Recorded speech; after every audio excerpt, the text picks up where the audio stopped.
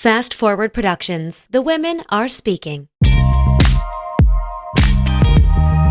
There's no union, there's no protection. A lot of them don't even have health insurance that's worth a damn. And you're asking them to go out and risk their health and their safety, their performance, and turns out their lives so that you can be entertained. You think that because you work out one time a day in Texas in August with the garage doors open without air conditioning, that somehow makes you better than CrossFit Games athlete? Like, you're not a CrossFit Games athlete. You're not going to a place where you have to ignore all of the signals that your body's sending that are saying, hey, this is unsafe. Hey, it's Meredith. You are listening to the Afternoon Snack Podcast. I got bullied on the internet this week, and so that's what we're going to talk about. And some other things, but mostly that. So I'll keep the intro short, and here we go.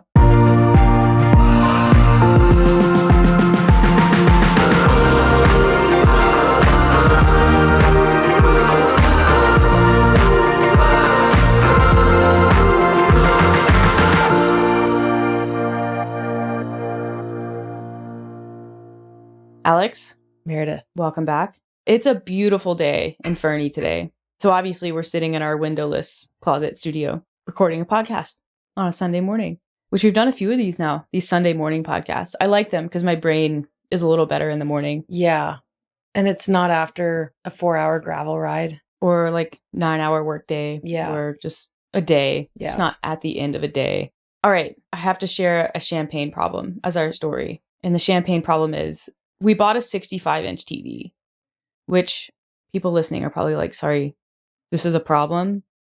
Let me explain. So we have this den in our house, this upstairs area that we kind of converted into like a couch room, like a theater room, gonna have a TV on the wall, just a place to relax at the end of the day and watch a movie. And so we were shopping at Best Buy for a TV, and I was kind of just planning on getting another 55-inch TV, but did want something that was a little bit higher end because that's a really bright room. In Fernie, like Calgary, especially in summer, just stays really bright. And some of the more budget TVs, you can't see them quite as well in the daylight. Like I would say the one that's down in our living room is one of those sort of budget TVs that you can't see as well. But fine, like we never watch it anyway, so it doesn't matter. But this one, I was like, no, we're going to be watching like movies. We got 1/3 of the way through Dune 2 last night. I know. That was impressive for us. It was, and enjoyable. So we're in Best Buy and we're shopping. So we're looking at we only have 5 hours left of the movie to go. Yeah.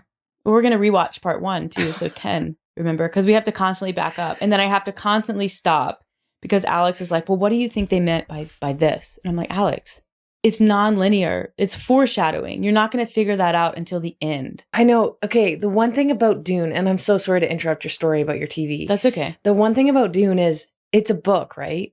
Yes. And I feel like any movie, a lot of movies, especially sci-fi movies that started as a book, you have to have read the book to fully appreciate the movie. So I basically spend all of the movie wondering, is this something that I need to know? Would I know this if I had read the book? So that's when I have to say, wait, what does this mean? Kind of like Game of Thrones. No, but I think that you would know because you've read the book. But what you know is the spoiler. Like, you know how it ends. So you don't have to battle this internal conflict of like not knowing yet. I know, like, but you know what I mean? Game of Thrones, you have to have read the books to fully appreciate the show. Yeah, but I think in Dune, they're doing a much better job of, they have the narrator interjecting and like adding in backstory and details, and they do a really good job with the B-roll. So you have a better understanding of what's going on than Game of Thrones. And part of that is because Dune's a movie. Game of Thrones is like a 6 or 7 season show. Yeah. So they don't have to do that. I also don't do well with sequels because you know how my memory is. Poor. I remember one thing from Dune 1. What is that? The worms. Okay. So I knew what those were. But I'm like, wait. It took me about 10 minutes to realize that woman was the mom. I was like, right. And then the dad died. Yep.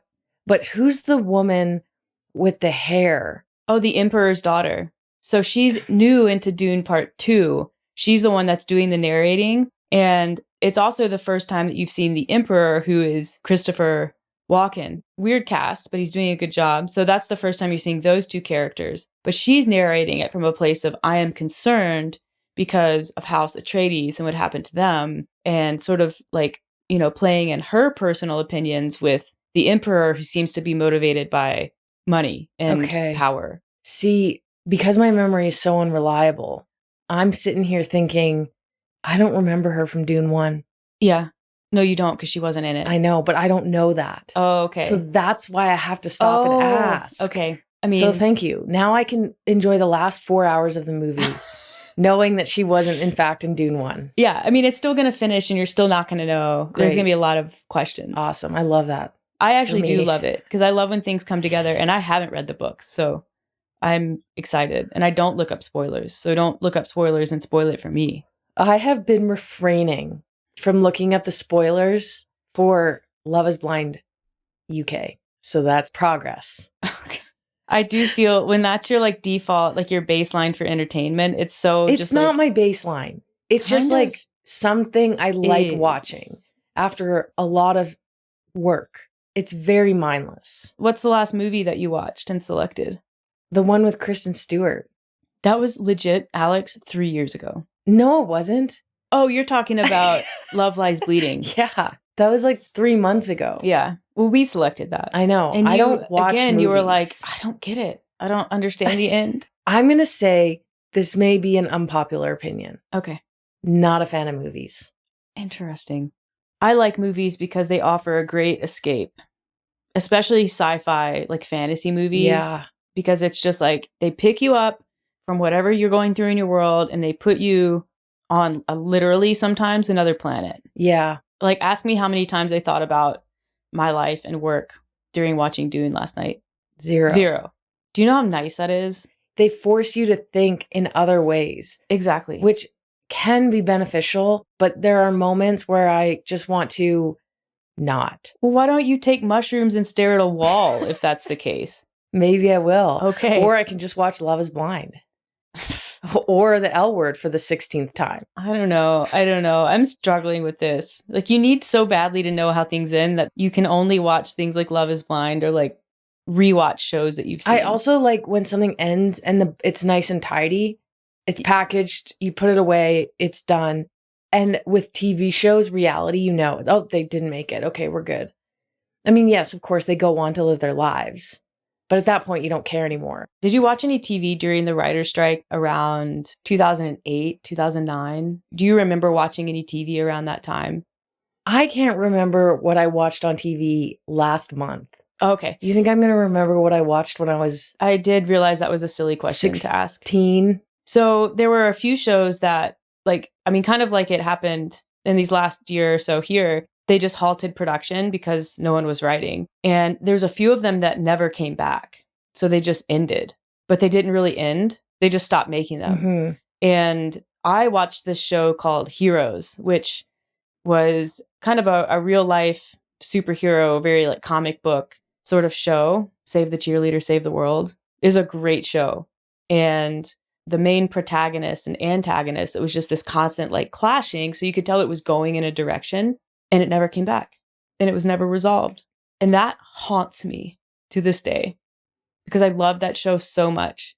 And I feel like Game of Thrones, by the way, the book series, going in that direction. Although they did end that with the show, even though it was really poorly done. So Champagne Problem, we ended up buying a 65-inch instead of a 55-inch. And we bought it open box and got a pretty good deal on it. And, I don't know if you've been to Best Buy, but they do the whole thing, the upsell on the warranty and yada, yada, yada. And it takes 20 minutes and they write down all these numbers on paper and then scratch a bunch off. And then you end up saying no anyways, and they get really mad. Anyways, so that happened. It's annoying every single time. I don't like going to Best Buy. So anyways, bought the TV, no warranty. And I said, do you have the box that came with it? And they said, no, we don't have the box. We'll look for the box. But if we don't have the box, we'll bubble wrap it. We'll wrap it up and make sure that it's good to travel to Fernie. Like, it'll be fine, safe. So they roll it out on a cart. It's very thoroughly bubble wrapped. And so we had the truck and we also bought a Sanus, like a wall mount. So a box that's, 30 inches long by 18 or 20 inches wide. And that was in the bottom of the truck, like the truck bed. And then they put the TV flat on top of it. And my assumption, just because logic, is that you put the TV screen up when you're traveling with it. That makes sense, which I assume that they did. I also didn't touch it when they were putting it in the truck because I know better than to help employees load a piece of technology. So they did it, close it up, drove to Fernie. I get it out and I notice immediately they had loaded it screen signed down. Weird, right?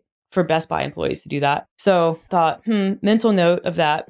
Got it upstairs, unwrapped it. It looked fine. Like the screen was a little dirty, but it was open box. So the next day or so, I put up the wall mount, hang the TV, and it's got these little like marks on it. So I was like, oh, the screen needs to be cleaned. So I get cleaner and like wiping the screen, clean it off. And these little circles are not coming off. And I'm like, weird. What is that? And then I look closer and they are perfectly spaced to match with bubble wrap. The nipples of the bubble wrap. Then I started reading, and you shouldn't bubble wrap a screen without like a film on it. Makes sense. And what happened is, and I got the bubble wrap up and I held it up to the dots, and they're more concentrated in the 30-inch by 20-inch center of the screen where it was sitting on top of the Sanus box. And so what I think happened is they loaded it screen side down, first mistake. And then also, because they didn't clean the screen, the bubble wrap etched the glass in these little circles that now are like permanent on the screen. When you're watching the TV, you can't tell. Like we watched Dune on it last night. It's still an amazing TV. But when it's off and it's just like pushed against the wall, you see these dots and it makes me a crazy person. And so the champagne problem is now we have to take this 65-inch TV off the wall, which was kind of a bitch to do in the first place, wrap it back up in bubble wrap, get it back to Calgary, which means that we have to watch the weather because it has to go in the back of the truck because I don't think that it will fit in the Audi, and then hope that they will give us a like return, basically just like give us a new Sony because the one that they sold us, they sold us, it was in perfectly fine shape, and then they wrapped it and they screwed it up. Yeah. We like nice things, but we also like saving money. So if ever we can, we opt for floor models. I think that might change because of we've had 3 incidences with floor models. This one, which nothing wrong with the floor model, but it was the way you that don't get handled. the box. Yeah. It's not packaged. It's not coming out of the box in pristine condition, packaged by the manufacturer. So the other one was we bought this really nice leather chair from, where did we buy that one? Urban Barn? Urban Barn. Oh, Alex, floor that's model. not leather. Okay. It's pleather. Doesn't matter. It looks nice. It's like fake suede. It's actually a nice chair. Yeah. So we bought it because it was on a great discount. Well, it looks like a leg was legitimately snapped off and then glued back on. Yeah. Because it wobbles. And then when you take an actual look at it, I don't know how I didn't see this in the store. It's damaged. Because you're blinded by the deal. Yeah, I was blinded by the deal. Yeah. The other floor model that we bought, floor models, were was it Mel? Kitchen chairs. The kitchen chairs. Oh, yeah. That we have. Barrel. Those were actually a great deal. And that's real leather. Yeah. Okay. They're like metal frame with this like leather stitched around the frame of the chair. Yeah. Super nice. The downside, and I've noticed this, I haven't said anything, is each chair is a little bit stretched where you sit in it. You haven't said anything. I've said. Some of the chairs sit a little lower. And because of the metal frame, you end up with like all your body weight on the metal part and then your legs go numb. Yeah. So I think I might keep those though and just have the leather wrapped in like sheepskin or something. Yeah. But yeah. I think we can salvage them. They're great chairs. They are really nice. But I was thinking, I wish we had bought these new. We're not very heavy. Yeah. I don't think we would do that much damage to those chairs, at least not in a short period of time. No. So I guess this is your word of warning with floor models. Yeah. They're on sale for a reason. You can get good deals. You just have to be patient and not buy the floor model. Just wait for the thing to go on sale. Yeah. Like my wedding outfit for Lindsay's wedding. Well, I guess we'll tell that story. So Lindsay had her wedding a couple weeks ago. We went, and I think that we both did an amazing job with our outfits because it's very hard as gay women who are not gay women who wear dresses or want to be in a dress to find an outfit that feels like them. Because obviously you can just wear a suit, like you can just wear a tailored kind of men's suit, and a lot of women do that, and it's fine. Well, I think this applies to people who aren't gay. Sure, yeah. Anyone who's not a dress person. Yeah. Like you may not also want to wear kind of a men's fit suit. Like formal strikes fear. Yeah. So how do you find something to wear that's formal, but not a suit and not a dress? And so we worked on that for a long time. And I remember when Lindsay got engaged, I said to you, like, I'm going to go all out on that outfit. I'm going to wear couture. And you were like, what is couture? And I was like, don't worry about it, but also don't check my credit card I statement. just said that sounds expensive. Yeah. I was legitimately concerned. Well, I was looking because then I was talking to Chris, who's Lindsay's husband, and he got a Tom Ford tux. And I'm like, that's amazing. I was also looking at Tom Ford tuxes. They're very expensive. But, it's his wedding, not my wedding. And so I couldn't necessarily justify paying like retail Tom Ford. But I was looking. I'm like, sure. I was looking on secondhand sites. I was looking on discount websites for like last year's. I was looking at like vintage Chanel. I was like, surely I'm going to be able to find something. And it's just really hard. But I had an idea of what I wanted to wear. And what I wanted to wear was something like tuxedo-y, not a full-length jacket, something that still had kind of a feminine thing going on. And so I was hunting for like months and months and months trying to find an outfit. And you got lucky because I bought your pants. When I was in Greensboro, there's it's easier to find clothes, like high fashion in the US. And there's actually a couple great places in Greensboro because Greensboro is so heavily involved in the textile industry. So you can actually get really great clothes in North Carolina. And I found at one of the higher end boutiques there a really nice pair of like Rails trousers that I bought. And I was like, oh, Alex will love these. They're like high quality linen, but they're not white, like they're formal. So I got those for you. And then I also got a pair of pants there for me, just like nice denim, but you stole those as well. You had them tailored to you. Those are great. Jeans. Yeah. I look really good in them. Do. If I do say so myself. You do. So your outfit was at least half set. Mine was still up in the air. And I ended up finding the pants first, which were Victoria Beckham tuxedo pants with this like enlarged satin, because tuxedo pants have the satin trim down the side a lot of the time. So they had a really large satin panel that was detached. So it kind of flowed, which looked really nice. And it had this interesting hem at the bottom. So I found those, and they were originally like $1,400 or $1,500 pants at Nordstrom. And I got them for like $350 or $300. So killer deal on the pants. And I was like, okay, I got the pants. And so then it became about the jacket. So I started looking for tuxedo jackets. And again, like found myself on Nordstrom, Holt Renfrew, and the like, super designer, very expensive, Tom Ford, that kind of thing. But ended up seeing this picture of Ashlyn Harris in a crop tuxedo jacket. And I was like, oh, I like that. And so then I just Googled like crop tuxedo jacket and a bunch came up. And one of the ones that came up was Alexander McQueen, which I have coveted an Alexander McQueen jacket or anything from Alexander McQueen for like years. His designs are incredible. And I found one. And again, this jacket, $2,500 full price. I'm not going to tell you exactly what I paid for it, but it was not $2,500. Wait, did you lie to me? No. Did I tell you how much I paid for it? I think it was like $500. Yeah, it was. Okay, let's just stop here. Okay. I want to say I will buy like a ski jacket for $1,000, what nice ski jackets cost, because I ski a lot. The thought of spending $500 on a clothing jacket for me, because that's just not what I value, seems obscene. Even your entire outfit being over $1,000 when it's not your wedding, to me is like, okay, really? But when you say it was retail, $2,500, got it for $500, it's amazing how $500 doesn't seem that bad. I know. You have to recalibrate your brain. Yeah. In a major way. Yeah. So I'm sitting here laughing, but later I'll probably do the math and think, that's a huge discount. Also, the outfit that you bought, thankfully, can be recycled due to the fact that it's all black and very basic. Timeless. Yeah. Yeah. So that's how I justified you spending your money on something like that, because that's what I have to do as an anxious spender. Yeah. I was quite proud of it, though. And I think the tank top I got last minute, and that worked really well. And the boots I had borrowed from my sister, who was in a relationship at one point with a really wealthy person who loved Nashville. And so she has a couple of these really high end pairs of like Lucchese boots. So I wore those. Just like more importantly, like price tag aside, even if that had been a more budget outfit, I just felt really good in it. And it was all tailored. Like I had it all tailored to me. And I was like, hell yeah, like this feels good. And like both of us, I think, got a lot of compliments on our outfits when we were at Lindsay's wedding. And I don't necessarily think because people were like looking at the clothes. I think they were looking at us in the clothes and how happy we felt in our bodies and in our skin, and how I think we're representing ourselves really well. So that was cool.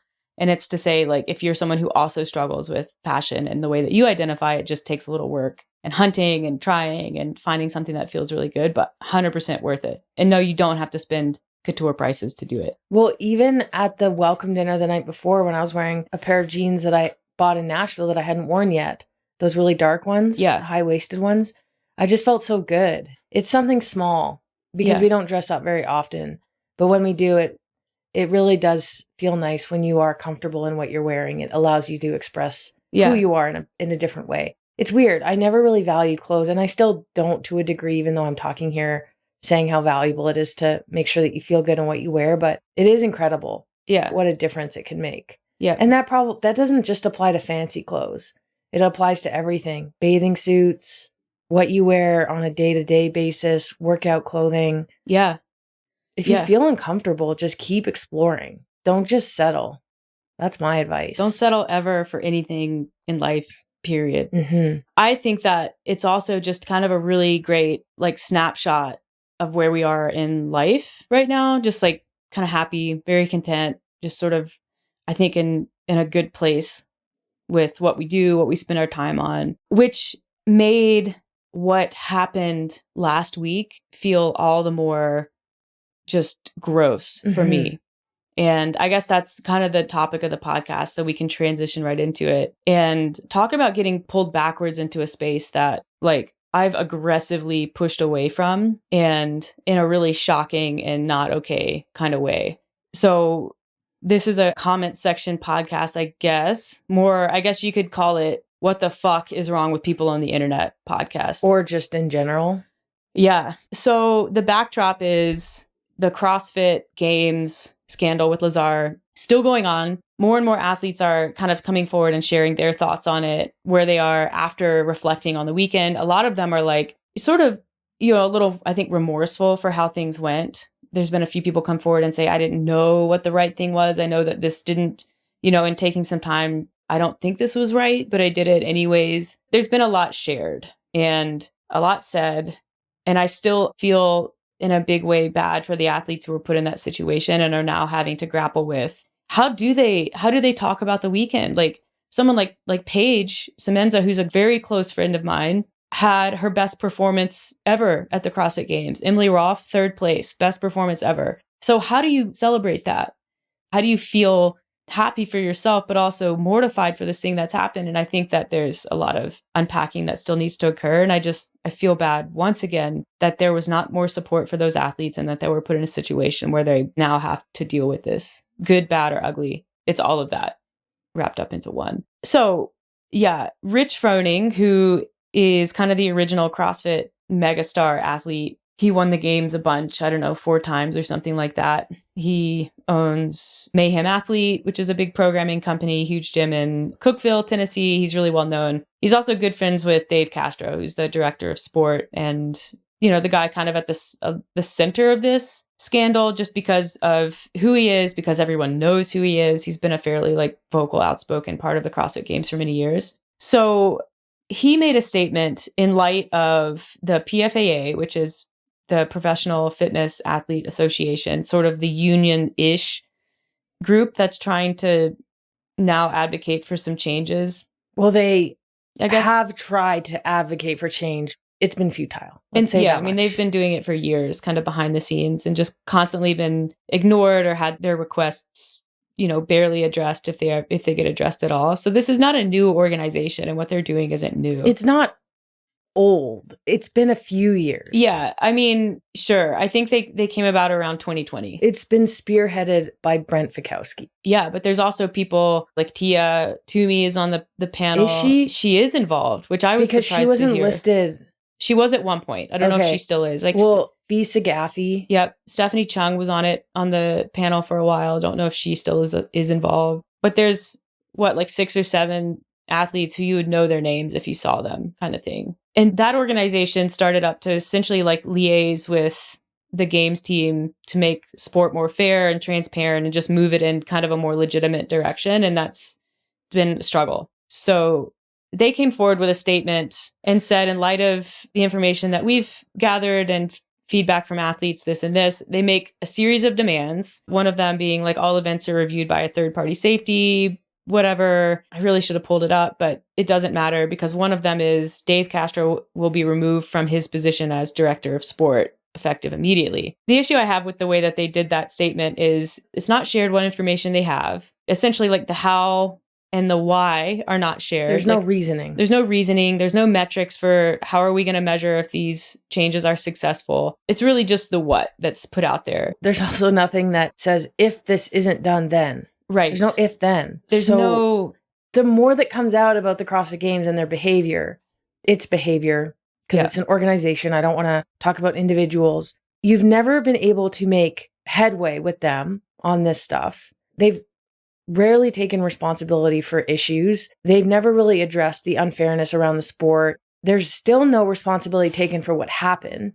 They've hired a third-party investigator. Nothing has changed on the game side, the organization standpoint. And yet, for some reason, the PFAA thinks that this is a good time before any actual information is released where the games needs to take responsibility or has been told, like, this was your responsibility, whatever the outcome of the investigation is, which honestly, we don't even know if we're ever going to get the results. But now the PFAA is actually demanding for the results of the investigation, which, okay, really? I mean, like, Dawn already said they were going to release that. How do you take that as face value? Nothing that they've ever done has been transparent. And now the PFAA thinks that they're just going to make all these demands and CrossFit Games can be like, okay, because you asked. Sure. Yeah. But there's nothing that says, if you don't, then. But it's because, I don't want to get too far into it because it's not the point, but I'll just say it's because no one is willing to bite the hand that feeds it. There's no athlete out there except for the ones who already did and have already said, which really is like Horvath and Elliot and Jamie Green saying, I'm not going to support this until, Alexander Caron. Yeah. I'm not going to do anything CrossFit until something is done. There have been literally a handful, less than 5 from what I know, of athletes who are willing to put their necks out and say, I'm done until something serious changes. But if no one says, I'm going to withhold something from the CrossFit Games that they need until they make a change, nothing is going to change. Yeah. I mean, I could be eventually wrong. And then to kind of tie into what you're about to say, you have the community, which you did a post about, and maybe you should talk about that. The community, which is so toxic and so unknowing, backing the CrossFit Games and not the athletes. Yeah. So the athletes are not only working against the CrossFit Games, they're working against a lot of the community member. It seems very futile. And without any firepower, I just don't see them getting anywhere. It's concerning. Yeah. I mean, the community is a big problem. And that's not to say the whole community is a big problem because you can't generalize in that way. But there's a very vocal part of the community that is really aggressive. They're really fundamental, like kind of fundamentalist from a CrossFit standpoint. It, to me, is not that different than the community in the political space right now that, you know, the Make America Great Again. Let's go back to the way things were in the 1950s, family values, core values, hyper-religious, like that kind of thing. Like people who are in a way sort of standing in the way of progress and halting evolution towards more progressive and inclusive and kind space. So that part of the community tends to be typically like pretty nasty online. And when Brent made his personal statement back a few weeks ago, he made reference to the PFAA bringing forth concerns of safety regarding temperature in Texas, and those concerns essentially being made fun of by the community. And I remember this. So it was actually the second time the PFAA had brought forth safety concerns. And they went public with that because they weren't received by CrossFit. And so Morning Chalk Up posted, the PFAA has brought forth concerns about temperature in Texas. And essentially this was CrossFit's response, which was really poor. And that was shared on, I think, April 10th on Morning Chalk Up. And I remember just being so appalled at the comments because, you know, they were saying, oh, the Canadians are scared. That's actually a gym owner in Greensboro who I know said that. And I got into an argument with him online about it. There were people like, all the Texas CrossFitters are rolling their eyes. People were saying, you know, well, what about construction workers and linemen who work out in the heat? Like, you don't see them complaining. Things like that. Just really diminishing that the concerns were valid at all and calling the athletes soft. Like, what happened to unknown, unknowable? And all Brent was trying to do was make sure that athletes who are not from very warm climates, yes, like the Canadians, like Europeans, are aware of what they're getting themselves into so that they can prepare effectively to not only keep themselves safe, but also perform well because it's their livelihood. It's how they make money. And the way that they just came after Brent and after athletes who were, I think, had legitimate concerns was gross.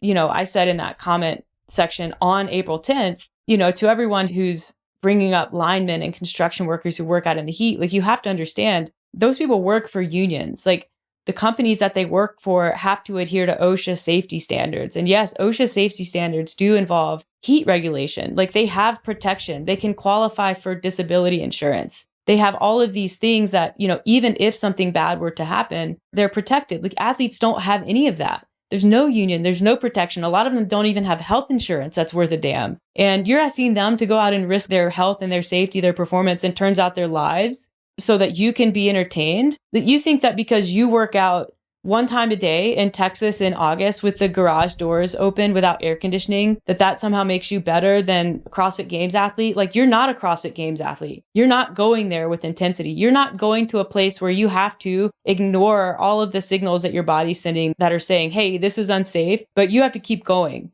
Like that's what competing and doing CrossFit at a high level is. It's ignoring what your brain is telling you, which is to stop. And so when you're there in a workout and a physical intensity, which like most people will never get there because they can't. And that's why they're not at that level. Like when you're there, like you're ignoring something that may be a valid safety signal from your body, which means that the organizers have to mitigate that risk. They have to put you in a safe situation and it didn't happen. So anyways, the community really shit the bed there and then has continued to do that as like in the aftermath of this death. And again, athletes Somebody posted out. On my post that basically said, I strongly believe the games should not have gone on. Somebody said, well, what about the spectators? They just lose money and go home. Mm-hmm. And they were kind of like being sarcastic, this person who made the comment. And so I kind of said sarcastic back. I said, yeah, you get it. Exactly. They lose money and they go home because somebody died.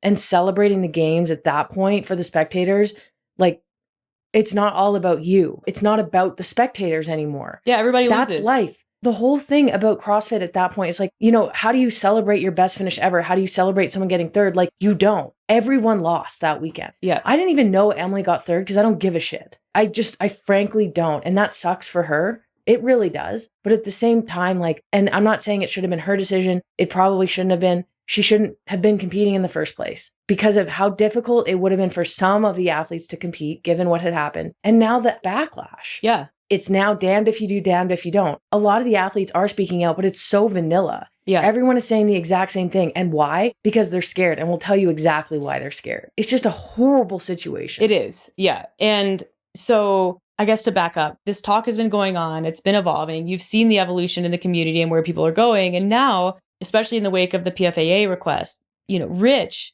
posted this story that said, maybe an unpopular opinion, but no one cares more about the CrossFit Games than Dave Castro. And that was the story, just a black screen with that text. And you shared it and made a statement about it. And then I, the next day, shared it because it's a distracting argument. So I said to that is exactly true. It's not an unpopular opinion. It's exactly the truth, which is exactly the problem. Dave Castro needs to care less about the games and it being a spectacle and more about the athlete's well-being. That's the whole thing. Yeah. And of course, it was a story. People were saying, yeah, that's what I was thinking too, blah, blah, blah. There was support. Yeah. But of course, a lot of people who follow me agree with what I say because I've weeded out all the people who don't. I mean, the internet's an echo chamber, typically. But so like my issue with it was like immediately, and the reason why I shared it is because like I want people to really understand how problematic this argument is and how poor this logic is. Like no one's saying that Dave doesn't care about the games. No one's saying that. If anything is clear, he legit cares more about the games. Yeah. I think without Dave, the CrossFit Games would have been done after 2018 because, and most people don't know this, but Greg Glassman hates the CrossFit Games. Like he was so disenchanted with it. He didn't like the way the community was going. He thought that it was a distraction from CrossFit Health, which was like his whole thing there at the end. Which it is. And yeah, it is. And it is a distraction from the methodology, truly. Because you're pushing so far towards performance that it is becoming unhealthy. Yeah, and look at what people see when they say, hey, you should join CrossFit. And then what they think about is the CrossFit Games, and they're thinking, how about no? Yeah. I'm not doing that. Yeah. It's dangerous. Yeah, it is dangerous. For sure. When and some people are saying, Games level. Greg sold the company and look what's happening. Like, if Greg was just in charge, it would be better. I'm like, no, if Greg was still in charge, straight up, I don't think the CrossFit Games would exist. I think they would have gone away after 2020. I believe that. So anyways, Dave is probably the reason why the CrossFit Games is still around and has been around for many years. Arguably, from what I've heard, if it weren't for Dave, the CrossFit Games this year may actually not have gone forward. Yeah. I heard, and this is hearsay, that he was pushing really hard for it to continue. And I think that was pretty clear in his speech too. Yeah. And I mean, this isn't verified. So no, it's not. And I don't even know the exact details. Yeah. But I've heard that he was one of the ones that was pushing really hard to get it to go forward. Yeah. And you have to understand Dave's brain. Like, he's a Navy SEAL. Death probably doesn't do anything to him. No. At this point, probably. Well, again, I'm just going based on what I know. Yeah. I mean, think about that job. Like, if someone dies, you continue to do the job and you deal with the death after. Like, that's his worldview and his perspective. But anyways, that's subjecture. So yeah. I posted Rich's story and I said, basically, no one cared more about USA Gymnastics than the Carollis. And look what happened under their watch. And then went to say, like, this is really poor logic. And I said, I don't think it's time to call for anyone's job. I don't think there's enough information out. I do think the information will illuminate the right path when it does come out. But this is just campy as fuck, and it's cult behavior. And that's what my story said. And I believe, like, if Rich feels strongly about Dave keeping his job, there's better ways to go about it than just becoming really divisive and inflammatory. Like, if you believe that and you have information. He's rallying the troops. Yeah. But for what? Like, that's not going to do anything except piss people off. And it is. So anyways, I shared that, which was probably my most neutral stance on this situation to date. And someone who follows me screenshotted the story that I posted with my text at the bottom, Rich's text in the middle. And then in between my text and Rich's text said, no one has made a more lucrative career or made more money off CrossFit than Dave Castro and Rich Froning. Probably true. Maybe. Yeah, I don't know. But that's beside the point. It is. And so that was in like white text above mine. I remember seeing that story get reposted and didn't think anything of it, but they had put @Meredith Root in big letters above Rich's name. And I was like, all right. I mean, people do that, right? They get excited about something you share and then they share it and they say what they want to say, whatever. That must have been on Thursday. We went on a bike ride. We took our gravel bikes out towards Cranbrook and rode them. We were gone for 3 or 4 hours, I think. And I come back home and it wasn't the best bike ride. So I was in like kind of a funk and I opened my phone and there's like tons of notifications, which is weird because we didn't post on Tactic that day. I hadn't put any stories up. There's nothing for me to have notifications about. But you posted a picture of Rue and you're like, maybe people are really excited about the photo of Rue I put up. Right. I took this pretty picture of Rue. And I'm like, I mean, I know people really like Rue, but so I clicked on like the heart. I was reading the notification. There are these comments and one was like, @Meredith Root, Jesus loves you. And I was like, what? And then there's a few more that were just like, I just kept scrolling and they were really hateful things. And I was like, where is this coming from? And then I had DMs and I opened my DMs and it was one of those where I scrolled down and I couldn't reach the bottom. Like when I tell you that there was probably 50 to 100 or more DMs, that's not an exaggeration. And so I start clicking through them and there was one, like people just DMing me middle fingers. Again, like the same girl who was like, Jesus loves you had tagged me in a story or shared something that I wasn't at this point really was very confused about what it was. And just, nobody likes you. I got a few of those. And I'm like, what is going on? And so then I click on so-and-so I was mentioned to you in the comment of this post. So I click on the post and it's a post by Savan Matassi. How do you say his last name? I don't know how you say his last name. Honestly, I don't even care. Savan, everyone knows him. Yeah. First name basis. He's someone who I don't follow him. I don't engage with him. I have his original Instagram page was taken down during at one COVID point because it was spreading so much misinformation. If you try to tag him in a story, it literally gives you a warning. This page shares a lot of misinformation. Are you sure you want to tag this person? He's somebody that we do not respect. Like we were on his podcast once and I have so many regrets. It was like before. So that was before COVID. Yeah. And Savan is a really good storyteller and he was involved with CrossFit Media for a while and really good at telling athlete stories. But he did ask us some really weird questions. It was, in hindsight, you're like, hey, so the writing was on the wall there. But it was before things really got really weird. Yeah. Like I've since blocked him and I have zero interest in knowing anything what he's doing. When anyone ever tells me that they've listened to his podcast or like watched his YouTube, I can't. Yeah. So anyways, I clicked through to his page and he had put a post up and again, took me a minute of looking at this to realize what was going on. And the first thing I read was the caption because I thought, okay, maybe it will be made clear what's going on in the caption. And the caption was really like ugly about me. And Well, what was it? it was essentially like, some people add nothing to the space and just want to start fights, or, when there's controversy, come in and try to gain clout or followers or whatever. It was gibberish. It was very Donald Trumpy in the way that it flowed. And then it was like, nobody likes you. And then it was like, parentheses, are you a Canadian? Basically throwing shade at the Canadian CrossFitters who are speaking out against CrossFit Games. So that would be, I guess, me and Pat and Brent, both of who have spoken out recently. And I'm not even Canadian, so he doesn't remember that correctly. And then, at the end, he said some more sort of disgusting things and then closed off with nobody likes you.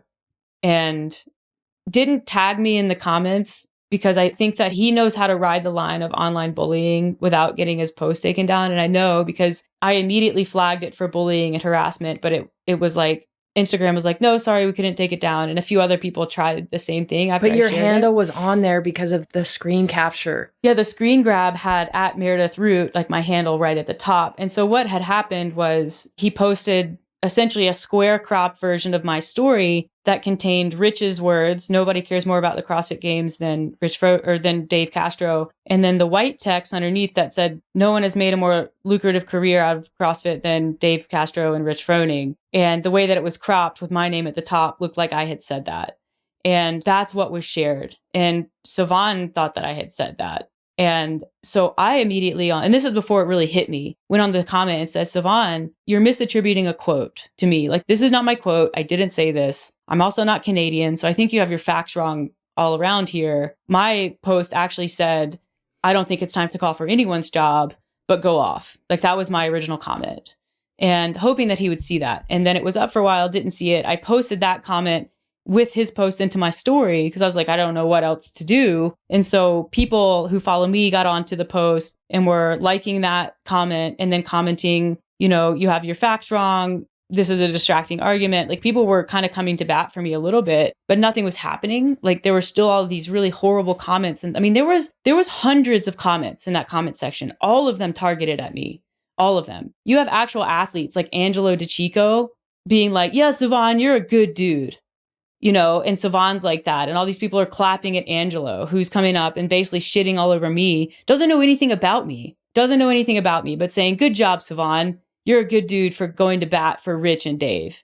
And then there are people in there that, Meredith is only happy when she's mad and only happy when other people are mad when she's mad and things like that. I'm like, what are these people going off about? And isn't she the one that tried to cancel Chase Ingram? Like, again, no, that was me. And just still stand behind that. There were homophobic insults. Like, there were things about me being gay, just people attacking my character that have no idea what I'm about. And like, fundamentally for words that weren't mine, that I didn't say. And even if they did say, this is exactly the thing that happened with Chase Ingram, is like, you make an argument, which let's just say you said those words, whoever said them. It's actually probably pretty true. I mean, I don't know if it's true. Well, okay, let's just say earnings are public and that's true.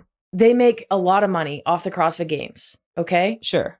Or somehow roundabout because Rich was very popular in the CrossFit space. And the problem with that is these people who follow Sivan, the same people who in some political spheres back certain political leaders. Trump, you can just say it.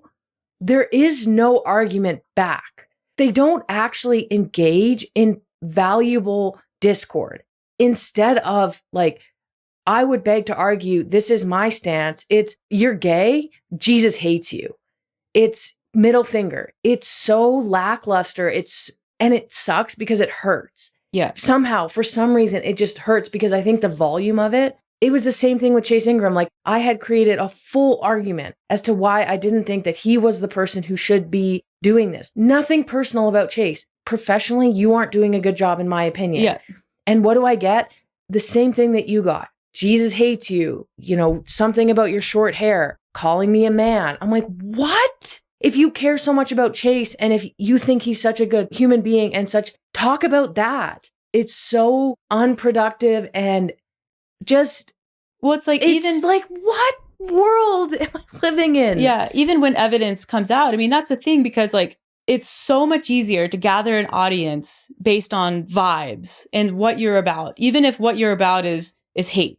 like rather than evidence. Yeah. And that means true words have never been spoken. But this applies to like Andrew Huberman too, who operates on vibes. Yeah. And he does that while selling really expensive supplements to people. And, you know, he can stand on his credentials and who he is. No one even cares about the evidence. They don't care because he's a good dude. He's got good vibes. So when they've been bamboozled for long enough, like they can't tolerate evidence that they've been bamboozled. Like they will actually fight against evidence when it comes up because they can't accept on any level that they were wrong about not only the person that they're following, the audience that they're in, but what they themselves have come to believe. It's an uncomfortable truth. They will fight harder behavior to stay away from the truth than they will to accept it because of what it means about them and their leader. Like, but there's no actual evidence to fight against what they're hearing.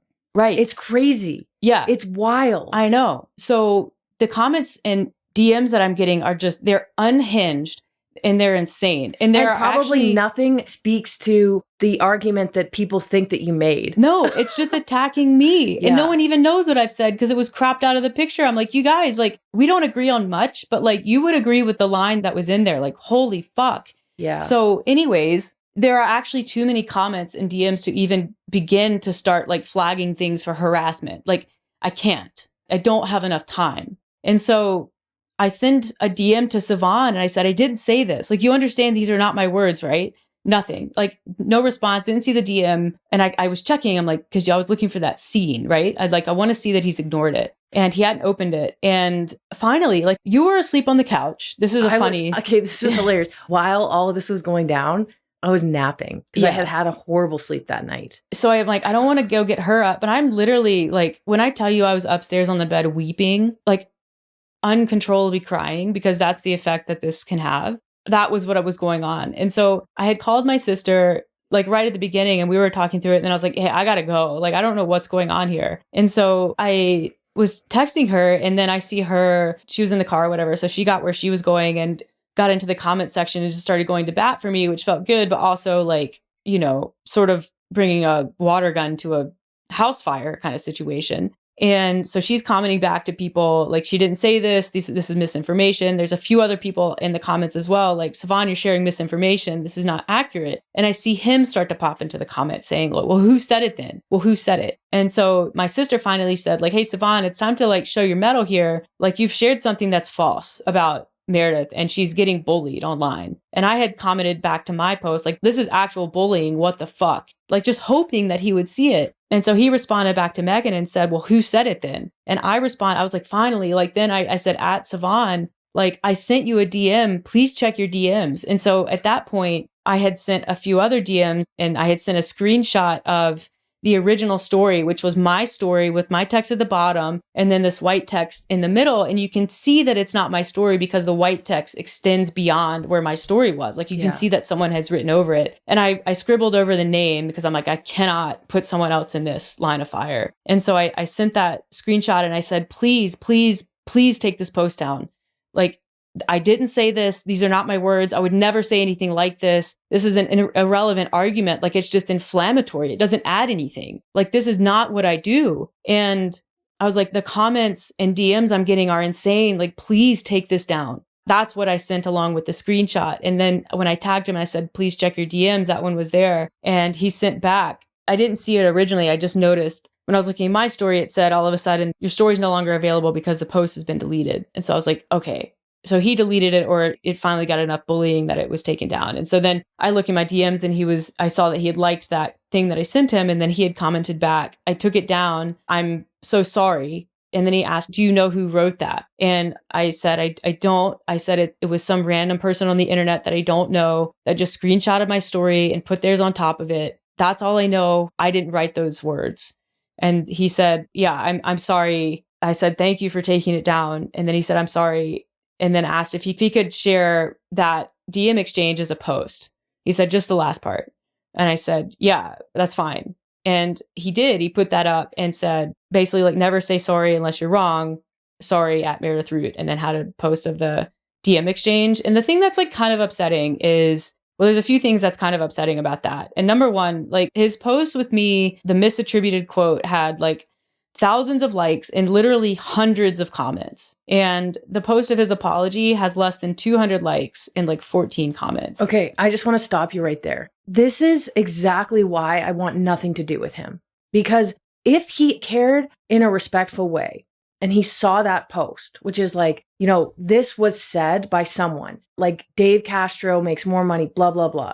What a good person, I'm just going to say good and bad, because honestly, I feel like it does apply, even though I don't like to attribute those words to people, would probably say, this is why I think Dave Castro deserves, you know, to not be just removed. This is why I disagree with what the PFAA said. This is where I stand.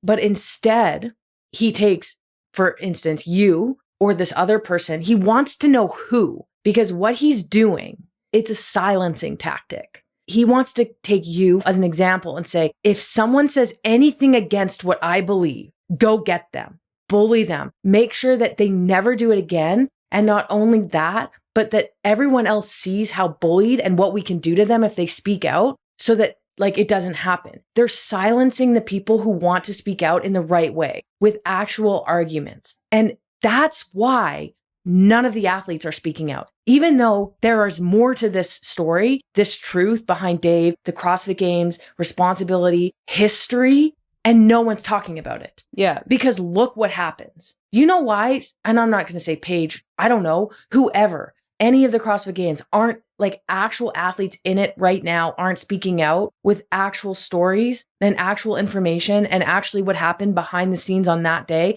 No one's saying anything publicly. Because that's what happens. Because their Instagram page will get just destroyed by people who follow Savon and people like them. There's no morality anymore. It's just go and attack that person and make them feel so bad that they never, ever say anything like that again against my group. Well, there are against people, our cult. Yeah. And like, it's sick. You can't even come to people's defense. Like I know that people that I know and have respect for follow Savon. Like I see who follows him. I see who likes his posts. Like I could rattle off a few who I know, and I'm like, where were you guys when he posted that? You just see it and scroll by. Like they're probably just like, oh, that sucks for her. Yeah, but they're not going to stick their necks out because like you see what happens when you do. Like but that's why people will continue to follow Savon and give him the platform to do stupid shit like this. Because he's entertaining. Like it's like Trump. It's like a train wreck. Yep. But you're platforming somebody who's making money on that. That's fine. And I don't want to shit all over Savon here because like frankly I don't want him or anyone to get a hold of this audio. You don't even need to shit. I just did it. Yeah, fine.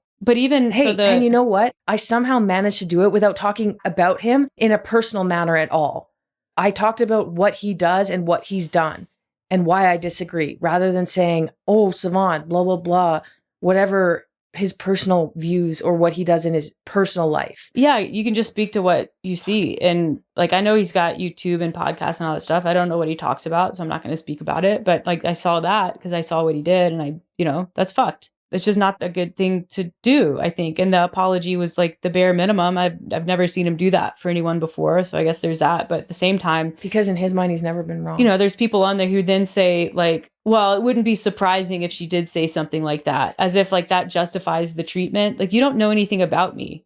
You don't. And I would never say something like that. If you did know me, you'd know I would never say something like that. And, then it becomes about, Chase Ingram pops into the comments and says, does this apply to petitions? Referencing that time that you put together a petition to have him removed from commentary because he, frankly, is not a very good commentator. He's disrespectful to the athletes. Again, vouching for the athletes. And guess what happens? But like, again, people don't even, I'm like, do you realize that I'm not Alex? Like, I had nothing to do with that. I wasn't online that weekend. All these people are like, yeah, Chase, you're the man. This is why I love you. Whatever. And Chase is liking all of those comments back to him. And then I say, at Chase Ingram, I had no part in this. This was Alex, not me. I was offline that weekend. Just so you know the facts and just nothing. And that's how people treat the truth. It's like they see it and then they ignore that it was said. Well, you know what? At least I'm just going to go down a couple levels, not quite to their level, but at least, if anything, that lives in the back of their heads. They're still mad about me saying something about his commentary. But there's also creating a hullabaloo, even though it ended up to a degree backfiring. It was a lesson learned. If you want change, social media is not the place to do it. No. You have to go a different route, which is exactly why, like I'm saying, you need to send letters to CrossFit HQ. You need to send letters to other sponsors, big sponsors of the CrossFit Games. And I still think there is value in sharing information as an athlete or maybe some sort of insider of the CrossFit Games. There aren't going to be any whistleblowers though, because the sport lives on social media. Yeah, and there's no protection for people who do. But it's like that does live in the back of Chase's head. But there's also a huge difference in, like, I know people who when they watch CrossFit, they mute the TV when Chase talks because he's not good. Yeah. I'm sorry. If I didn't want to unblock Savon, if I didn't want to go against everything that I value and go onto his page and give him any sort of anything, even a comment, I want to comment, I'll just do it here because it's my platform, is Chase, sorry, not sorry. But that's because there's also a difference between having an unpopular opinion about something or someone and sharing actual misinformation. Like that, you can't argue with how someone feels and the opinions that they hold. They are their opinion. Like, you don't have to apologize for that. I guess, like, sorry that it happened. I could go that far. I can't apologize for you any more than I can apologize for Brent Fikowski. Like, leave me out of it. We're in a marriage, not a blood pact. And I know that's probably a foreign concept to these people who would love to be in a blood pact with Savon and the rest of these fucking idiots. Sorry, I don't want to judge people's characters. But like, groupthink is based on their behavior. Right. Groupthink is a real thing that you can see happening. And like, that's not our relationship. You can make your own opinions and you can make your own messes. I can make mine. Yeah. And if you don't agree with me, yes, it does create a fight, but we get over it. Yeah. Anyways, it brings into sharp focus the Aman Khalif thing with the Olympics, the boxer, the Algerian boxer who ended up winning gold somehow. When props to her. Holy crap. Because like, I couldn't even stand up on my feet. Talk about overcoming adversity. I wonder too, I bet she was just not online. Like, she had someone handling her that was like, don't go onto your phone, stay off the internet, focus on what you're doing. I wonder if she experienced anything at the Olympic Village. I don't think so. Like, maybe the Italians, I don't know. But there has to be enough, like, comments or I don't think so. or anything. I don't think so. I think that probably that the athletes who had the information needed, like, and you also see her, and even if you're in boxing, you can look at her record, which is not very good for someone who's supposedly a biological male. Yeah. You'd think that they would just be steamrolling women, and she's not. But essentially, she had that early match with the Italian boxer who basically came out and said that she quit the match early because she knew that she was going into it fighting a biological man, but wanted to show up anyways. And then she got hit, quote, the hardest I've ever been hit in my whole life. And I knew I had to drop out, kind of thing. Well, she already had a broken nose from a previous match that she got hit in the face. And if you watch the video of her boxing, like, she like drops her hand, she lifts her head. I'm like, yeah, you're going to get hit pretty fucking hard if you don't have your hands up to take care of your face.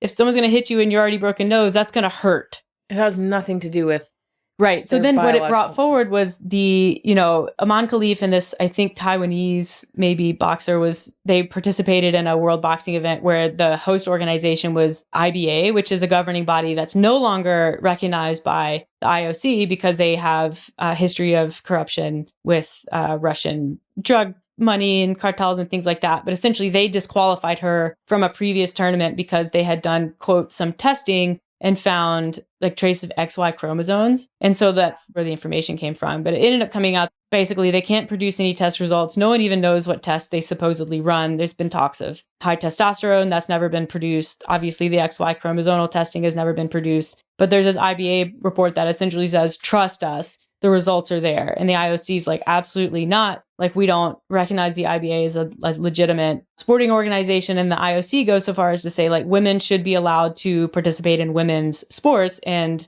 Aman Khalif is a woman, therefore she gets to participate until, like, she fails one of our tests, which she never has. Like, she's been tested. She's been a career boxer for many years. Like, she's been tested and passed all of them except for this IBA one. So that sparked online controversy, obviously, that she then had to deal with. You had people like J.K. Rowling, Elon Musk, Donald Trump, like, sharing a bunch of really hateful shit. And she has filed a lawsuit. She filed it in France for cyber harassment and bullying. So at least she's doing something about it, and definitely within her rights to do so. I mean, she had to produce pictures of her in a dress as a kid. Like, she was born a female because people were like, oh, you were born a male. You're like, born a female, participating in women's sports. Like, what do you want? And then you just see how people descend on her online in this, I don't know. But again, it's like when presented with facts, and there's this person who we know from Calgary who's an indie, and I'm not going to say her name because I don't want to platform her, but her whole thing this last couple of years has been like, I'm making my mission to understand sex differences in sports and yada, yada, yada. And she kind of frames it as like being able to understand injury rates and all these things. But the second that trans participation in sports comes out, it immediately becomes about women's rights. And she shared a couple of these videos, like calling out Aman Khalif and then talking about, all of these lies. And I couldn't stand it anymore. So finally I commented and said, look, like, this is really tasteless, especially with the information that's coming to light. And again, as soon as it became like, hey, you're basically insinuating that you have more information than you do, I would love to see it, because until you can produce it, like, I'm not interested in having a conversation about trans rights or women's rights in sports.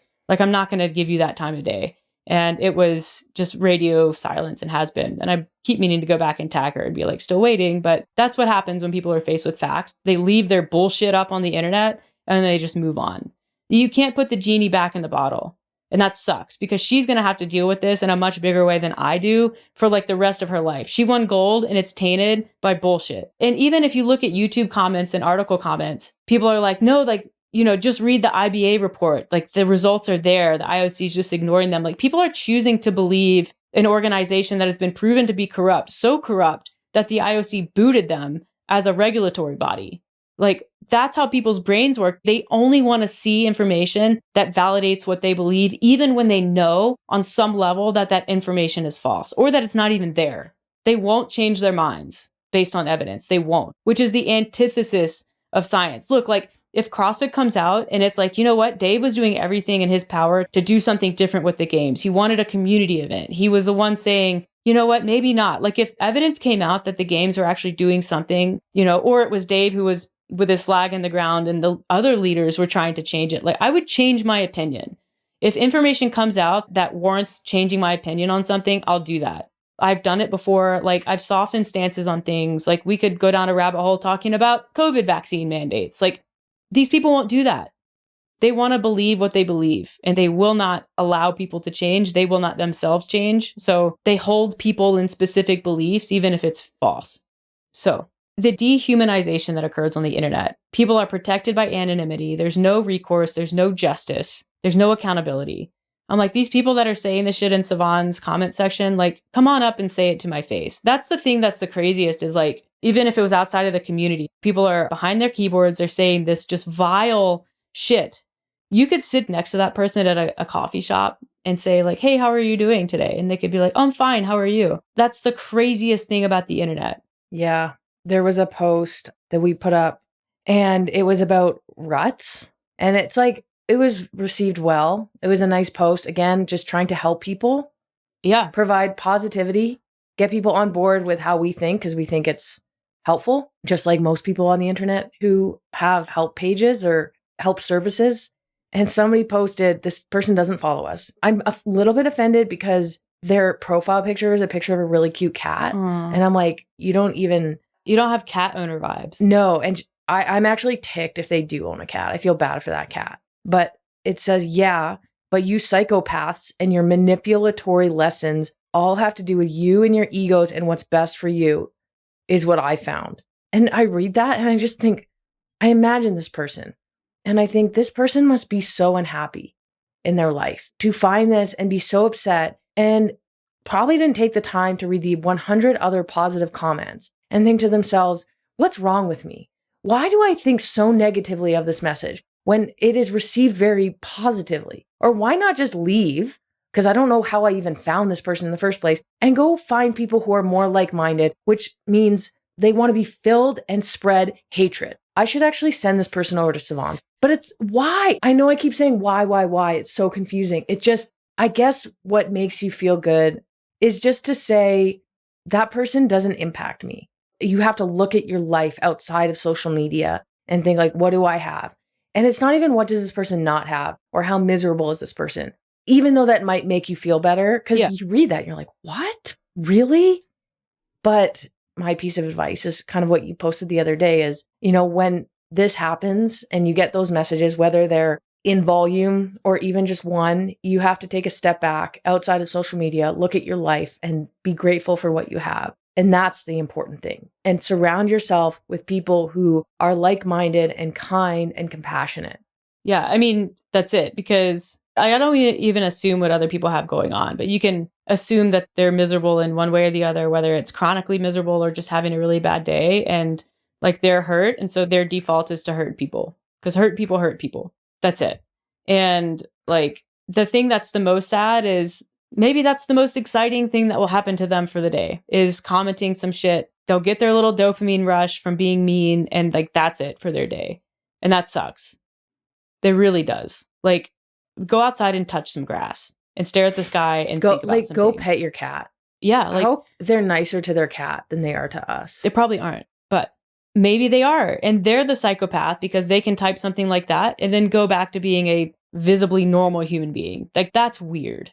I guess, I mean, joke's on us because we're giving this person airtime. Yeah, I mean, here we are, right? But it is interesting to think, and it is interesting, at least with this scenario, the current CrossFit space, it is interesting to see, maybe I should have been a sociologist, just how word spreads, how people take action, what their objectives are. It's interesting to talk about. Yeah, I mean, look at how long it takes for something to go viral on TikTok or on Instagram. Look at how easy it is to view things. Yeah. And then consider how long it takes for scientific information to spread. Mm-hmm. 17 years for research to become practice in the medical field or to become common knowledge in public spaces. But it takes a day and a half for something to get 1 billion views on Instagram, on TikTok. Yeah. Like, that's what you're up against. I mean, the last 6 months, honestly, like, I don't spend a lot of time on Instagram. I'll post stories here and there. Like, I interact with people in DMs less. I don't look at comments on Tactic. I don't comment back that often. I am not on the internet like I used to. And the shift in my mental health has been dramatic. My algorithm, props to Instagram. Because it's all cat videos. It's all cat. It's kook slams. Yeah. Which sometimes I don't like those because they can be gruesome. But it's a lot of cat videos, a lot of border collie versus golden retriever videos. Yeah. And then I also follow some comedians who do really good skits, and I get a kick out of them. And I find watching those videos a couple times a day really can perk my mood. And they're really fun. But I try to, even since a couple weeks ago with the CrossFit stuff, I've tried to do a better job of just distancing myself from it a bit, because it will be interesting to see the fallout. And I am invested to a degree just because of my history and my interest. But does it really impact my life? Not really. No. It's more just I care because I want the right thing to be done for these athletes. Because I know I've been there and I know what it feels like to be so invested in something and it kind of be ripped out from under you in some way. Even if it's not canceled, which I hope it's not, but the sport will never be canceled. There are other options. But ripped out from under you in that they're put in that position, and it just puts them in a really tough spot. So but it's an interesting place, this world. It is. But I think it's like real life for us is outside. It's in our house. It's in our business. It's with our people who we know and who we work with. And for some people, their real life is comment sections. And so I'm just glad that that's not me. And it doesn't matter. Or their whole career, they make money on YouTube. That is their entire life. I mean, we are on social media because of marketing, but that's not what we do for work. No. Our work is the people that we work with on a one-on-one basis or provide services to. Yeah. And those are real people who, sometimes treat us like crap, but for the most part, they treat us well and respect us, and we build real relationships. So anyways, I guess we'll sign off by saying, fuck you, Savon. Oh, sorry. Is that not the direction you were going in? I was going to say be nice. So maybe in the opposite direction of that, but I can understand that you're still. Two things can be true. We could hold two truths. For people on the internet who get you and I mixed up, which apparently is a lot of people, I sometimes want to be like, look, like Alex she's a bit of a hothead. I'm much more of a hothead. Yeah. Like things get to her. She doesn't let things go. Yes, she's a lawyer, but like probably maybe should have been a prosecutor. I don't know. Yeah. Like she will go for blood. And I am just not that person. I just have a strong moral compass. And I guess Chase Ingram is not a hill that I want to die on. And I don't either. I learned some lessons there. It just, you pick and choose your battles for sure. And you pick and choose where you fight those battles. Or I just mute the TV. I guess my piece of advice, don't go after him. He's just not worth your time. don't go after people like that. It's not worth their time. It's not worth responding back to that guy who commented on our page. It is worth their time. It's not worth your time. No, your time as a listener I'm talking to. Oh, yeah. It's not worth your time to do anything with this information we're providing, except for give your energy to people who provide value and are kind and compassionate and enhance your life. Yeah. And see what it feels like to resist going into comment sections, even just to read. Yeah. I read about that. It's like the online version of rubbernecking. Just like if you see something that's controversial or even the comment section is going to be whack, just don't go there. And if you really, here's the thing, if you don't agree with someone's post or you don't like that person, guess what? Commenting helps them. It helps their page get more views and more attention. Yeah. So remember that when you want to comment something negative on somebody's page to make them feel bad, you're just helping them. Yeah.